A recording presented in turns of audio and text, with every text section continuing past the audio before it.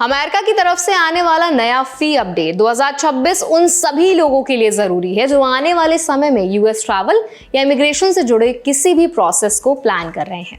खास बात यह है कि 1 जनवरी 2026 से कुछ ट्रैवल और इमिग्रेशन फीस बढ़ने वाली है और ये बदलाव हर साल होने वाले इन्फ्लेशन लिंक्ड अपडेट का हिस्सा है। इस पूरे सिस्टम के पीछे one big beautiful bill act है जिसे जुलाई 2025 में साइन किया गया था और इस बिल ने साफ कर दिया है कि इमिग्रेशन से जुड़ी कई फीस अब हर साल ऑटोमेटिकली बढ़ती रहेंगी।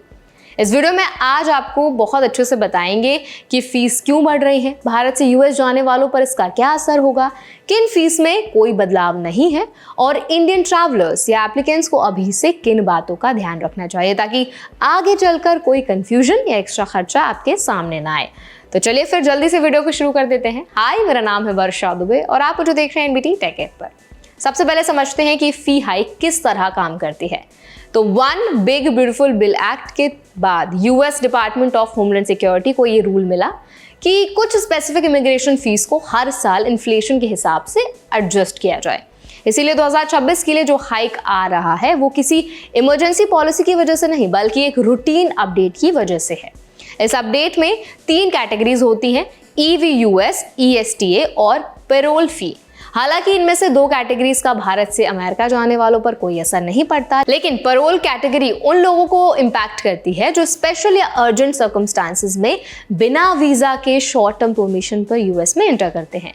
अब सबसे पहले बात करते हैं पेरोल फी की, क्योंकि ये फी भारतीयों के लिए सबसे रेलेवेंट है। 2026 से पेरोल फी $1000 से बढ़कर $1020 कर दी जाएगी।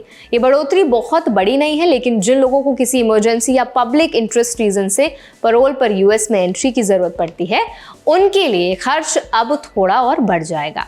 दूसरी तरफ ESTA फी भी बढ़कर $40 से $40.27 हो जाएगी, लेकिन भारत वीजा वेवर प्रोग्राम का हिस्सा नहीं है, इसीलिए ESTA भारतीय पासपोर्ट वालों पर लागू ही नहीं होती। इसी तरह EVUS फी भी $30 से $30.75 होगी, लेकिन ये सिर्फ Chinese B1 B2 visa holders के लिए होती है, इसीलिए इंडियंस पर इसका कोई असर नहीं है। इस तरह अगर आप इंडियन ट्रैवलर हैं और 2026 की फी हाइक का सीधा असर सिर्फ पेरोल प्रोसेस पर ही महसूस होगा। अब बात करते हैं उन फीस की जिनमें बदलाव नहीं है। फॉर्म I-94 की फीस जो अराइवल और डिपार्चर ट्रैकिंग के लिए इस्तेमाल होती है 2026 में भी $30 ही रहेगी और इसमें कोई भी इंक्रीज नहीं होगा।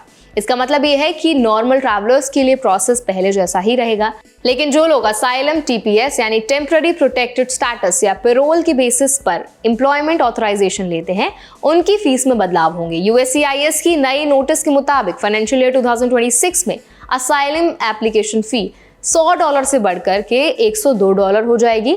इसी तरह फॉर्म I-765 जो EAD यानी एम्प्लॉयमेंट ऑथराइजेशन डॉक्यूमेंट के लिए होता है उसके भी अलग अलग कैटेगरीज में इंक्रीज किया गया है। इनिशियल असाइलम एप्लीकेंट EAD की फीस $550 से बढ़कर $560 हो जाएगी और पेरोल कैटेगरी में भी इनिशियल EAD $560 हो जाएगा।